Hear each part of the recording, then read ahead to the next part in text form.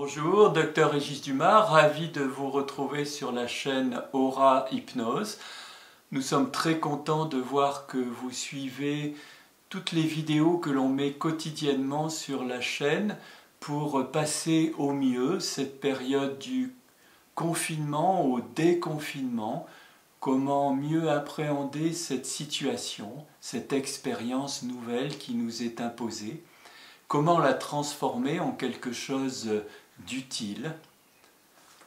Carl Jung nous dit « Les crises, les bouleversements, la maladie ne surviennent pas par hasard, ils nous servent d'indicateurs pour rectifier une trajectoire, explorer de nouvelles orientations, expérimenter un nouveau chemin de vie. » Que cette crise que nous subissons, qui nous donne des doutes, des interrogations, des inquiétudes, que cette crise nous permette de nous régénérer. Nous avons été en pause et maintenant c'est comme une réinitialisation, comme un reset. De cette crise, lorsque nous la traversons, se poser la question, quelle est cette fenêtre qui s'ouvre? Quelle est cette fenêtre qui s'ouvre à ce moment? Qu'est-ce qui était caché là? Qu'est-ce qui était recouvert? Qu'est-ce qui recommence?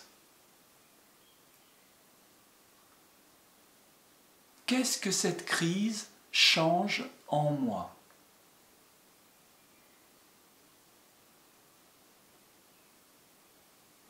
Quel nouveau regard?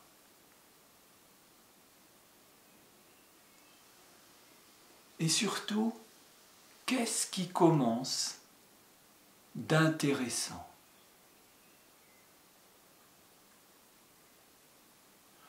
Je vous laisse partager cette très belle séance avec mon ami Guy Carreau, psychiatre à Saint-Étienne.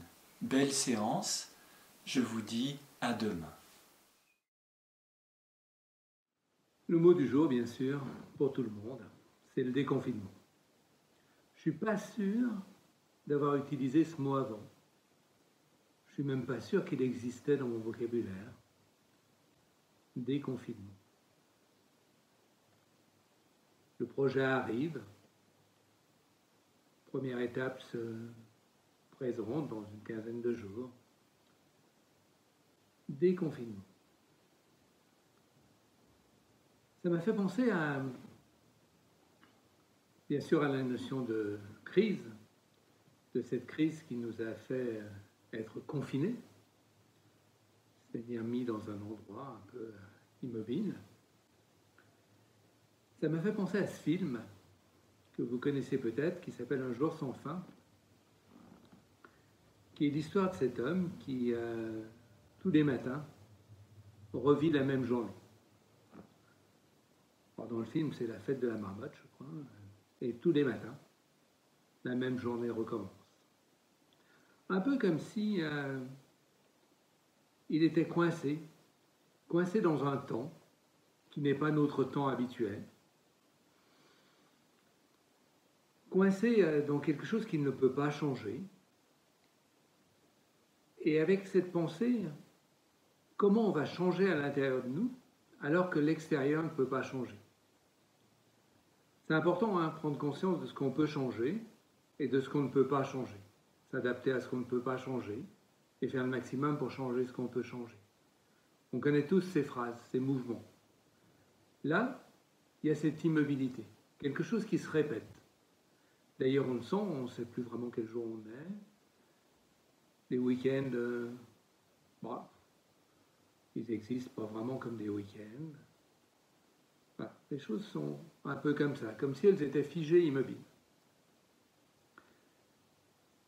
Et puis, dans ma tête, les liens se sont faits vers la notion de crise. Et j'avais toujours cette notion que la crise, c'était une opportunité de changer. Alors on dit que les Chinois écrivent le mot crise avec deux idéogrammes, un qui est d'un danger, l'autre qui est opportunité. L'un qui est un homme au bord d'une falaise et l'autre qui est l'opportunité.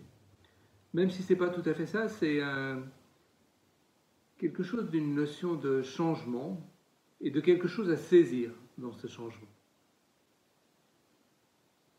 Quelque chose qui,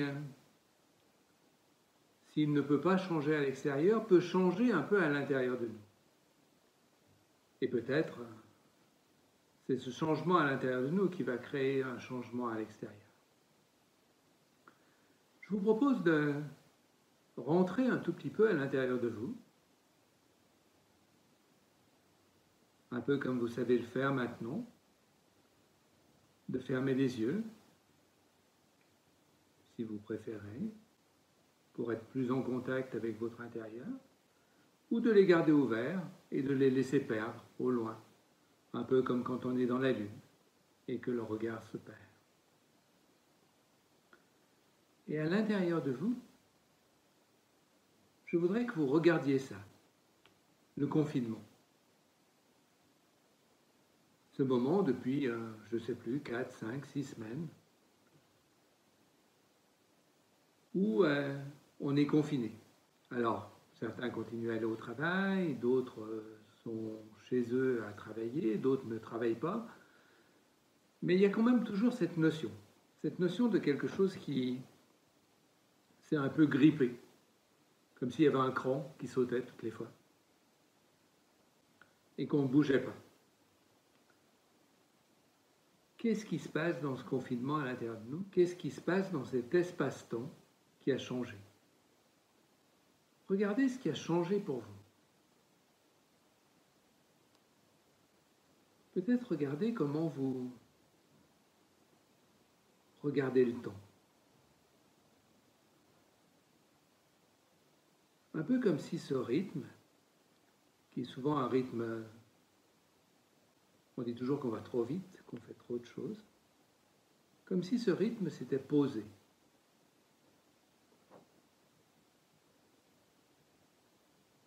Et que les choses étaient un peu différentes. Comme si ce temps pouvait devenir un peu notre temps à l'intérieur. Une de mes patientes me disait qu'elle n'avait jamais autant regardé les couleurs, autant apprécié les odeurs, autant apprécié toute cette nature autour qui reprend ses droits avec son rythme. Comme si notre rythme habituel, qui est un rythme complètement dicté par l'extérieur, nous empêchait d'être dans ce rythme intérieur.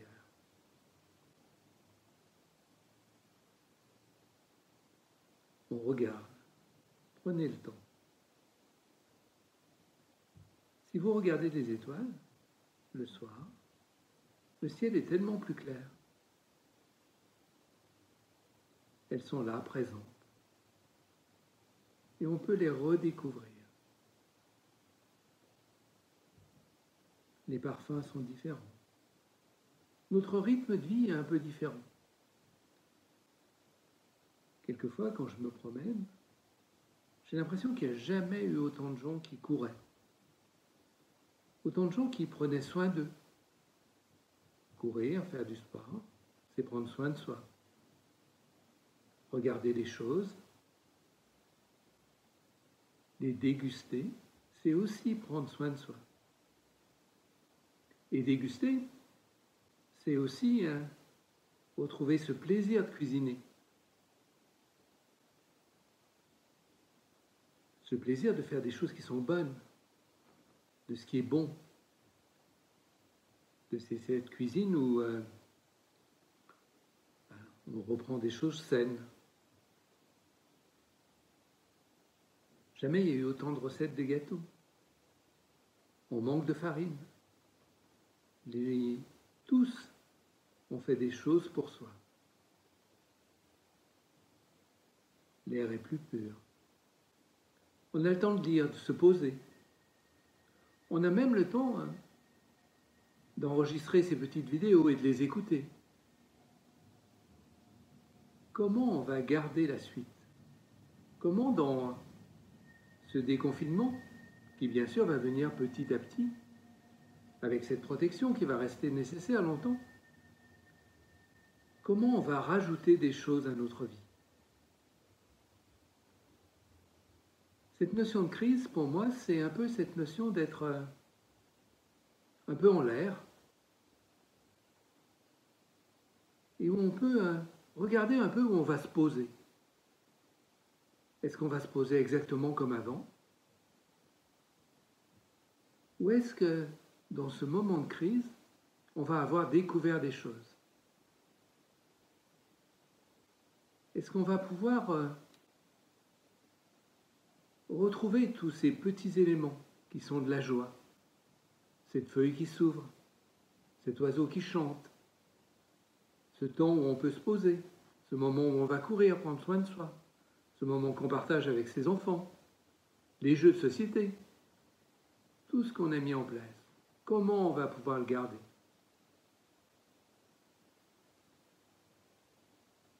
Et je crois que vraiment c'est ça qui va être important. Comment ce déconfinement va nous amener vers autre chose?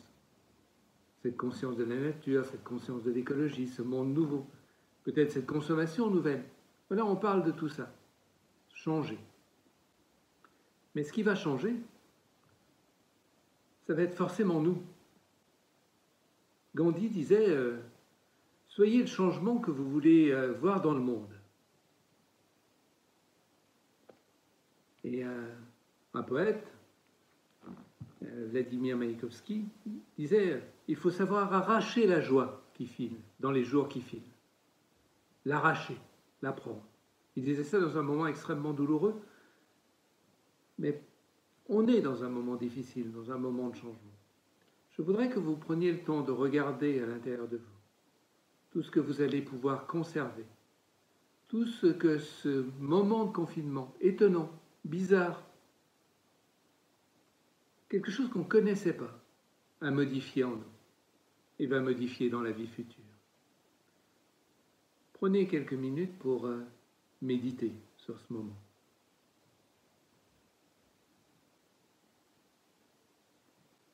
Et je vous souhaite un avenir radieux.